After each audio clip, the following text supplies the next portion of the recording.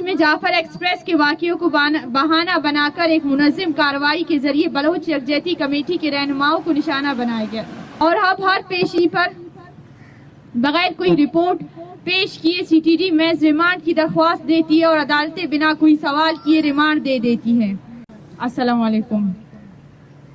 جیسا کہ آپ سب جانتے ہیں، ہم گزشتہ 54 دنوں سے اسلام آباد میں انصاف کی تلاش میں بیٹھے ہیں، وہ انصاف جو بلوچستان سے غائب ہے۔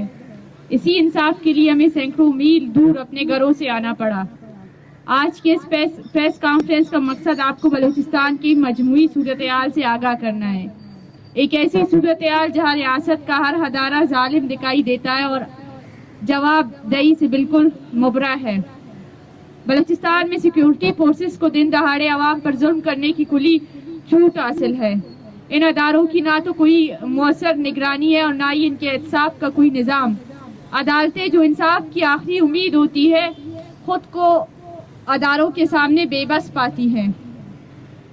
معزز صحافی حضرات، بلوچستان میں جبری گمشدگیاں پہلے ہی ایک بڑا مسئلہ رہی ہے، لیکن ان کے حل کے لیے کوئی سنجیدہ کوشش نہیں کی جا رہی۔ اس کے برعکس آئے دن درجنوں نئے کیسز رپورٹ ہو رہے ہیں۔ صرف سال 2025 کے پہلے 8 ماہ میں 1000 سے زائد جبری گمشدگیوں کے کیسز سامنے آ چکے ہیں۔ بلوچ یکجہتی کمیٹی جو ان گمشدگیوں کے خلاف ایک عالمی سطح پر تسلیم شدہ پرامن تحریک چلا رہی ہے، آج خود ریاستی جبر کا نشانہ بنی ہوئی ہے۔ اس کے رہنماؤں کو نہ صرف قید کیا گیا ہے بلکہ بعض کو خود جبری گمشدگی کا سامنا ہے۔ مارچ میں جعفر ایکسپریس کے واقعوں کو بہانہ بنا کر ایک منظم کارروائی کے ذریعے بلوچ یکجہتی کمیٹی کے رہنماؤں کو نشانہ بنایا گیا۔ آج تک عدالتیں ان پر کوئی جرم ثابت نہیں کر سکے اور نہ ہی انہیں انصاف دیا گیا۔ ہر ممکن کوشش کی جا رہی ہے کہ ان رہنماؤں کو جیل میں رکھا جائے۔ پہلے 3 ماہ 3 MPO جیسے کالے قانون کا سہارا لیا گیا اور اب ہر پیشی پر بغیر کوئی رپورٹ پیش کیے سی ٹی ڈی محض ریمانڈ کی درخواست دیتی ہے اور عدالتیں بنا کوئی سوال کیے ریمانڈ دے دیتی ہیں۔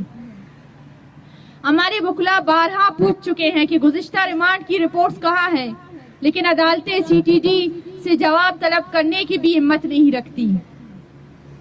پچھلے 2 سالوں میں بلوچ یکجہتی کمیٹی کے رہنماؤں پر پرامن احتجاجات اور ویڈیو بیانات کی بنیاد پر درجنوں FIR درج کی گئی ہے، جن میں کئی جھوٹی اور من گڑت ہے۔ ان میں سے کئی کیسز میں متعلقہ رہنما موقع پر موجود بھی نہیں تھے۔ ان کیسز میں اب تک صرف 3 مقدمات ہیں۔ مقدمات میں عدالت نے جوڈیشل کارروائی مکمل کی ہے، جبکہ 30 سے زائد کیسز ابھی بھی باقی ہے۔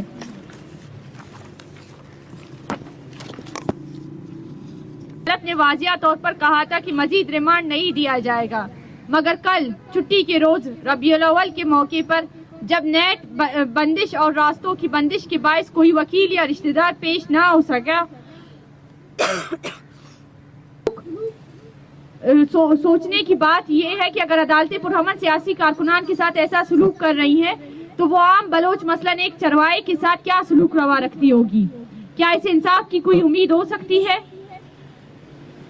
معزز صحافی حضرات، ہم آج وزیر مملکت برائے داخلہ طلال چودھری کے اس عالیہ بیان کا بھی ذکر کرنا چاہتے ہیں جس میں انہوں نے ایک بار پھر من گڑت الزامات کا سہارا لے کر ہم پر زہر افشانی کی ہے۔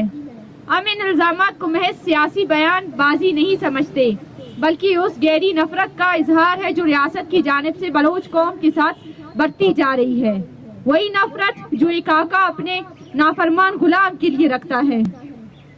اگر ریاست کی عدالتیں واقعی بااختیار ہوتی تو ہم ان الزامات کے خلاف قانونی کارروائی کرتے، ثبوت مانگتے کہ ہمارے پیچھے کس کا ہاتھ ہے، ہم کب کہاں کس قانون کی خلاف ورزی کے مرتکب ہوئے ہیں۔ اور دوسری بات، ہم ان سے یہ پوچھنا چاہتے ہیں کہ اگر ان مطالبات کو پورا کرنا آپ کے اختیار میں نہیں ہے تو ہمیں یہ بتایا جائے کہ ہم کس کے سامنے اپنے مطالبات پیش کریں۔ وزیر مملکت برائے داخلہ طلال چودھری کے پاس خود کوئی اختیار نہیں ہے، وہ اپنے ہی اداروں سے باز پرس کرنے سے قاصر ہے، یا تو وہ بے بس ہے یا وہ خود بھی اس جبر کا حصہ ہے۔ یہی وجہ ہے کہ وہ مذاکرات کے دروازے بند کر کے ہم پر جھوٹے الزامات لگاتے ہیں۔ ہم صرف یہ چاہتے ہیں کہ وہ سچ بولے، وہ خود اپنی ایجنسیوں کے سامنے بے بس ہے۔ اور جو ہم بلوچستان سے سینکڑوں میل دور آئے ہیں، 54 دنوں سے پرامن دھرنے میں بیٹھے ہیں اور آج ریاست کے الزامات کا نشانہ بن رہے ہیں، یہ سب ریاست اور اس کے اداروں کے لیے ایک شرمندگی ہے۔ ان افراد کے ماتھے پر ہوگا جو خود کو جمہوریت کا علمبردار کہتے ہیں، مگر نہ ہماری سنوائی کے لیے آتے ہیں، نہ کوئی انصاف دیتے ہیں، صرف میڈیا میں خود کو درست ثابت کرنے کے لیے بہتان تراشی کرتے ہیں، اوازیاں کرتے ہیں۔ ہم پرامن احتجاج جاری رہیں گے، ہم پرامن طور پر اپنی زندگی، شناخت اور انصاف کے حق کے لیے جدوجہد جاری رکھیں گے، اور جتنا طویل یہ احتجاج چلے گا اتنا ہی شرمندگی ان اداروں کے حصے میں آئے گا۔ شکریہ۔